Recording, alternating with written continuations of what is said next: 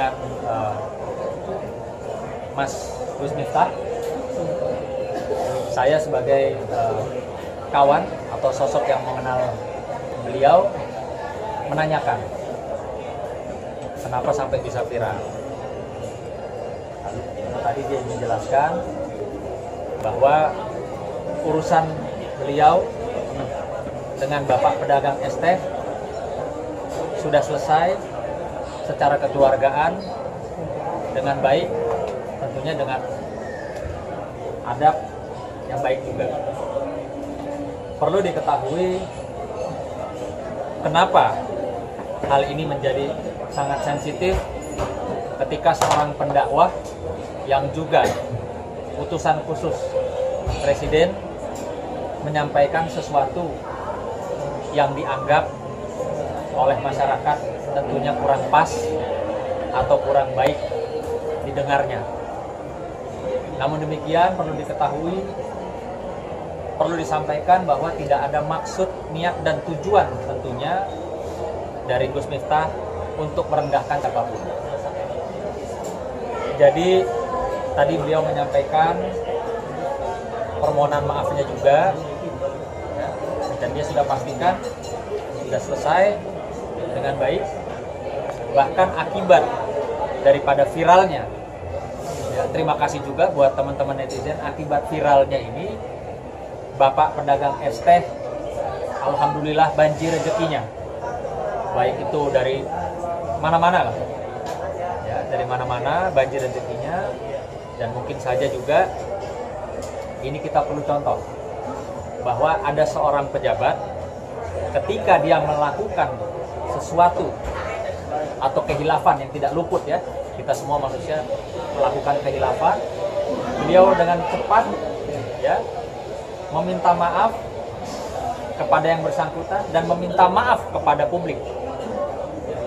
Kenapa saya bilang ini patut dicontoh? Karena di satu sisi ada kasus juga yang viral di mana seorang pejabat aktif di Kementerian Perhubungan, ya, bukan diduga lagi, tapi memang berdasarkan fakta dan video rekaman yang kami lihat itu menginjak Al-Quran. Sampai detik ini berbulan-bulan tidak pernah melakukan klarifikasi atau meminta maaf kepada masyarakat, khususnya umat muslim. Jadi kalau kita, ya, kita cermati bahwa ini ada pejabat yang melakukan kehilafan, dia langsung minta maaf, dia langsung juga menyelesaikan persoalannya. Nah, ini yang satu nih, pejabat yang jelas-jelas menginjak Al-Quran, sampai detik ini tidak ada perkataan maaf atau klarifikasinya. Jadi tadi juga disampaikan ada desas-desus, ada yang bertanya kepada saya, apakah Mas Gus Miftah itu dipecat oleh Pak Prabowo? Saya tadi mengkonfirmasi bahwa berita tersebut atau desas-desus itu, isu tersebut tidak benar adanya. Beliau tetap sampai dengan hari ini bekerja untuk Bapak Presiden Pak Prabowo. Tapi masyarakat yang mendesak untuk dicopot, penjual nasi itu akhirnya datang ke Gus Miftah, ya, dan akhirnya diberikan juga.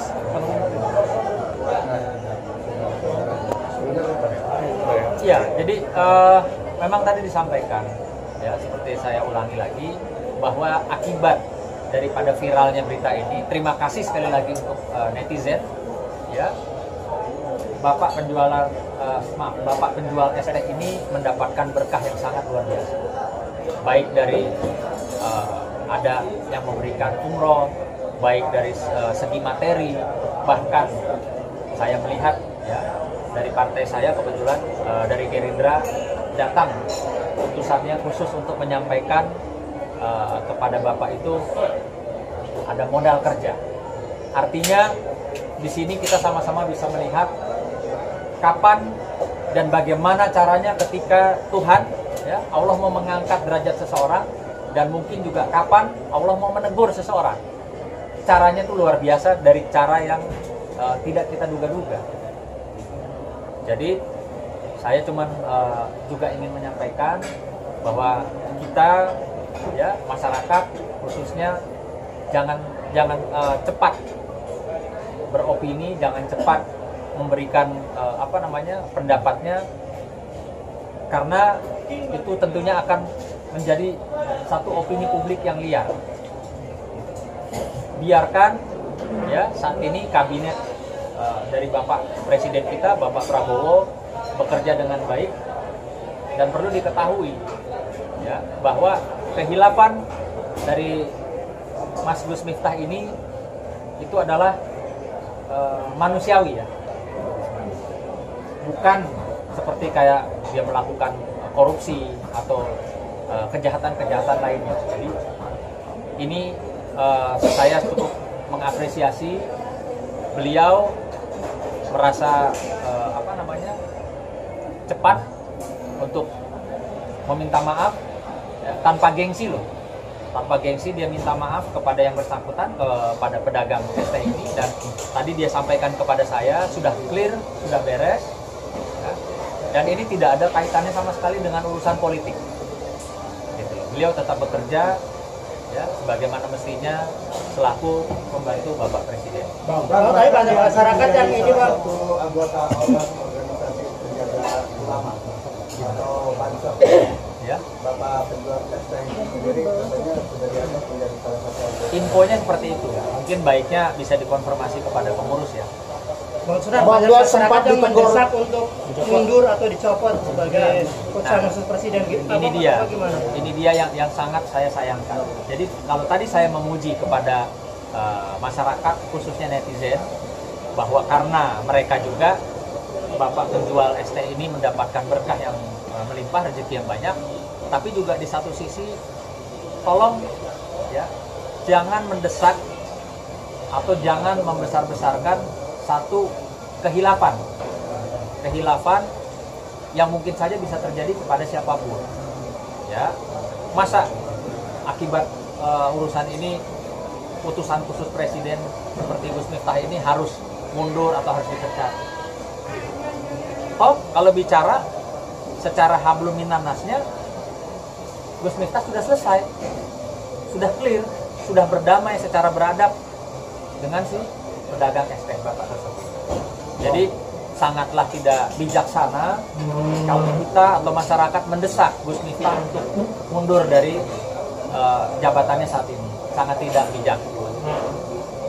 Tuhan, agama manapun, Allah mengampuni ya perbuatan kita sebagai manusia. Jadi janganlah kita berlebihan juga. Secara sanksi sosial saya yakin Gus Miftah sudah mendapatkan itu, makanya dia segera langsung meminta maaf kepada publik dan kepada orang yang bersangkutan. Bang, kalau Gus Miftah terima nggak? Gus Miftah menerima nggak apabila benar didesakan masyarakat begitu tinggi banyak untuk menginginkan ya, sekarang terima kan nggak Gus Miftah? Saya sampaikan tadi, memang kesalahan Gus Miftah itu sebesar apa? Atau perbuatannya seperti apa sehingga dia harus mengundurkan diri atau harus dicopot gitu. Sekarang kalau mau bicara seperti saya bilang lagi, secara hukum pun sudah tidak ada urusannya. Ini bukan kasus ya, di mana ada orang hilaf lalu orang itu langsung sadar minta maaf dan sudah dimaafkan. Seperti kita lihat sudah berpeluk-pelukan. Bahkan yang bersangkutan Bapak pedagang ST itu mendapatkan rezeki yang luar biasa ya. Jadi tolonglah gitu, masih banyak ya perkara, peristiwa atau kasus yang perlu perhatian kalian para netizen Indonesia yang hebat. Saya akui hebat kalian ya. Contohnya seperti yang saya sampaikan tadi, ini sama-sama pejabat loh ya, kita bicara sama-sama pejabat publik. Yang satu hilaf, segera minta maaf ke publik dan ke orang yang bersangkutan. Yang satu, ini nggak main-main, nginjek Al-Quran, tapi tidak ada permohonan maaf.